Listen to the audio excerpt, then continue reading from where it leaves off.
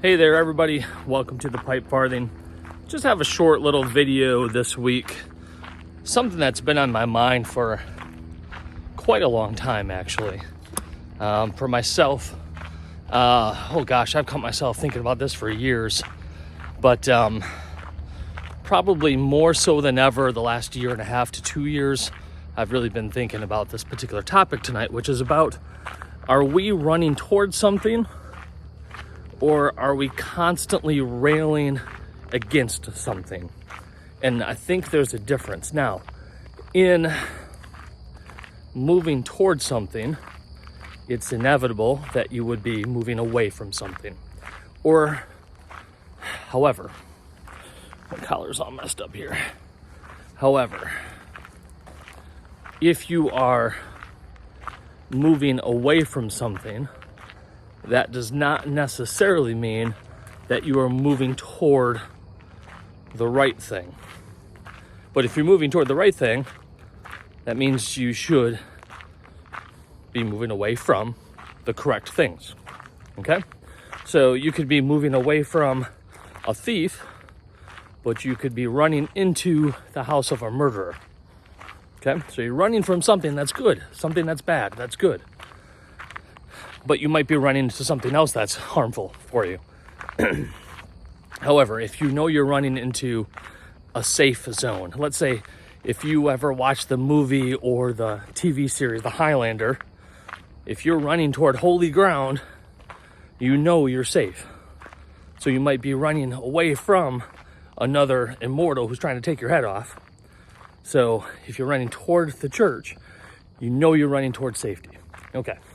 I hope we got that point clear. So let's do this. There's these three stages of the spiritual life.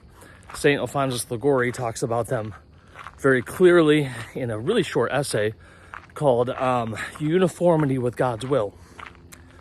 And these three stages, and you read this in a lot of the spiritual giants in different ways, shapes, and forms.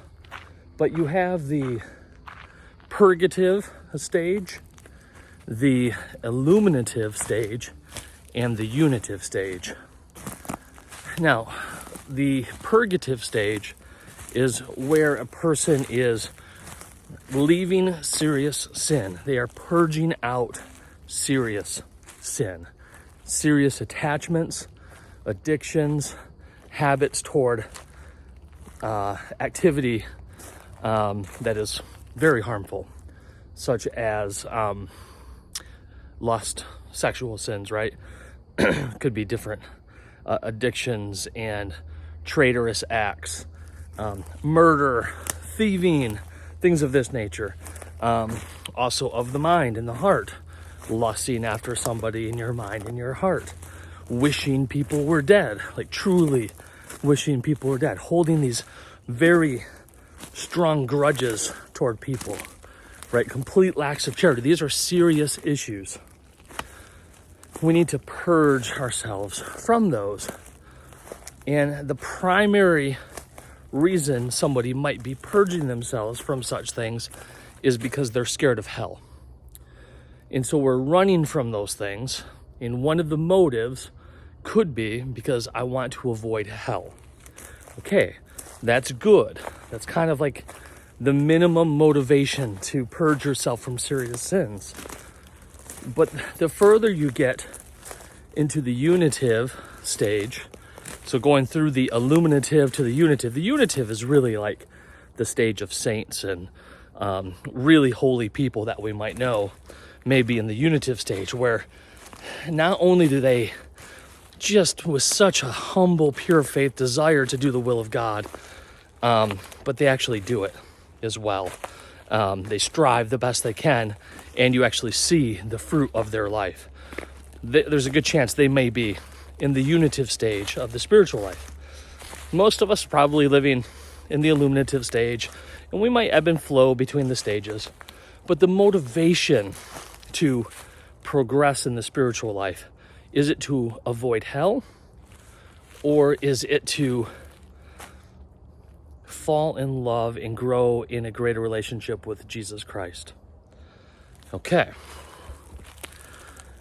So if it is purely to avoid hell, good.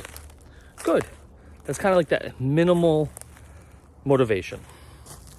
But what are we running toward while we're running away from?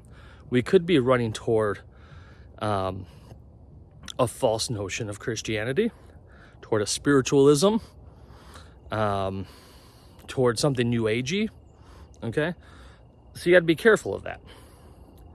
If we're running toward something though, if we're seeking truth, and wherever I find truth, that's what I'm going to follow.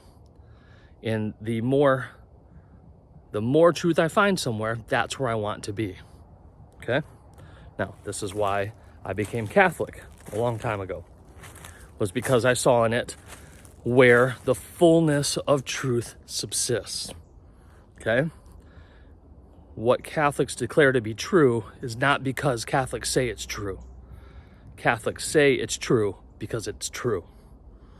I hope you understand that. Now, to my point, there's the backdrop.